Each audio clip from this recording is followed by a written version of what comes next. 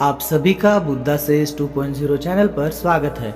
आज हम गौतम बुद्ध की शिक्षा से जानेंगे कि डर से मुक्ति कैसे पाए। तो चलिए कहानी को शुरू करते हैं। दो साधु जंगल से गुजर रहे थे। एक गुरु था और दूसरा उनका शिष्य था। एक बुजुर्ग था और दूसरा युवा था। बूढ़े साधु ने अपने कंधे पर एक झोली टांग रखी थी। बीहड़ रास्ता था और दूर दूर तक कोई भी दिखाई नहीं पड़ता था।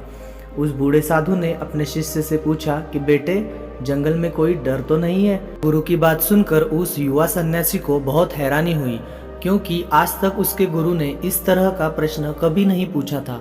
वह युवा सन्यासी अपने गुरु से कहता है, गुरुदेव, डर कैसा? यह जीवन तो नश्वर ही है, तो डर कैसा? गुरु ने कहा, ठीक है, हम आगे बढ़ते हैं। दोनों गुरु शिष्य अपने मार्ग में आगे बढ़ते हैं। रात और गहरी होने लगती है और सन्नाटा और ज्यादा छाने लगता है। गुरु दोबारा से अपने शिष्य से पूछता है, बेटे, कोई डर तो नहीं है ना? शिष्य चौंकता है और कहता है कि डर कैसा और किस बात का डर? हम सन्यासी है, भला हमें कैसा डर? शिष्य की बात सुनकर गुरु ने कहा कि ठीक है, हम आगे बढ़ते हैं। थोड़ा आगे चलने पर उन्हें एक कुआं मिलता है। शिष्य कुएं से पानी निकालता है और अपने गुरु को देता है। गुरु अपने शिष्य को अपने झोले को देता है और पानी पीने लगता है। शिष्य को तो शक पहले से ही था कि झोले में कुछ तो जरूर होना चाहिए, क्योंकि अकारण भय पैदा होना असंभव है। जैसे ही शिष्य अपने गुरु की झोले में हाथ डालता है, वह देखता है कि उसमें एक सोने की ईंट है। ईंट को देखते ही शिष्य समझता है कि भय का कारण यही है। वह इस ईंट को झोले से निकालता है और उसे फेंक देता है और उसकी जगह उसकी तरह एक पत्थर रख देता है।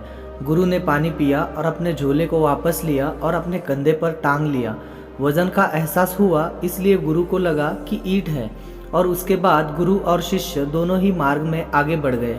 कुछ दूर आगे चलने के बाद गुरु को सैनिकों के घोड़े के दौड़ने की आवाज़ आई।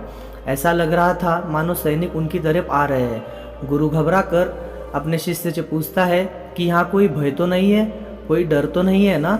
शिष्य गुरु की बात सुनकर कहता है, आप बिल्कुल निश्चित हो जाइए, क्योंकि डर को मैं पीछे ही फेंक आया हूँ। गुरु घबराया और अपने झोले में देख लिया तो वहाँ पर सोने की ईंट नहीं थी, बल्कि उसकी जगह उसकी तरह दिखने वाला एक पत्थर रखा हुआ था। लेकिन इतने टाइम से यह पत्थर भी भय का कारण बना हुआ था। वह बूढ़ा गुरु हंसकर कहने लगा कि यह तो हद हो गई। इतनी देर से मैं इस पत्थर को ढो रहा था और यह मुझे लगातार भय भी दे रहा था। गुरु अपने शिष्य से कहता है कि तुमने ठीक कहा कि तुमने भय को पीछे ही छोड़ दिया, पर पागल, तुमने यह मुझे पहले ही क्यों नहीं बताया?